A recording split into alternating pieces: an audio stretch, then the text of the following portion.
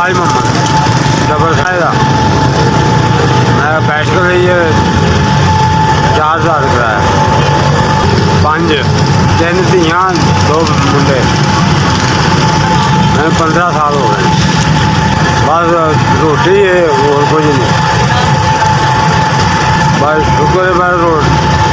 लै जी खा ली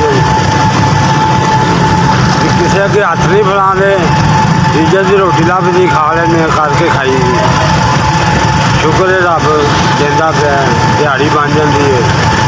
800 700 शुक्र अल्हम्दुलिल्लाह गरीब बंदे हैं जी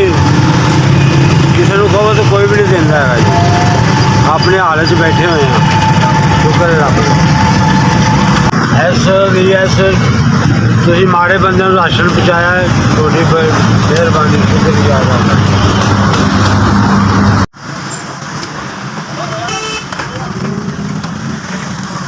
मेरा नाम हबीब है मैं बर्तन बेचता पे प्राप्त करता हूँ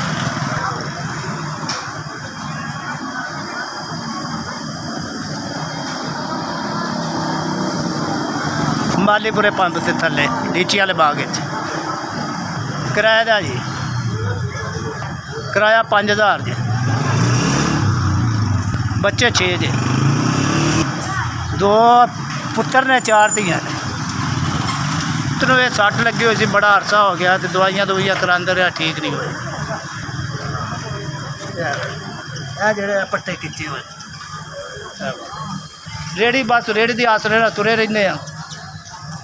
तो अल्लाह ताला रोटी देंदा 300-400 दिहाड़ी बन जाती वेले भी कितने लभदी रोटी केड़ा दौर है SVS थोड़ी मेहरबानी माड़े बंदे नूं तुसां राशन पहुँचाया है बड़ी मेहरबानी थोड़ी तुहानूं होर तौफीक देवे तुसीं वंडदे रहो।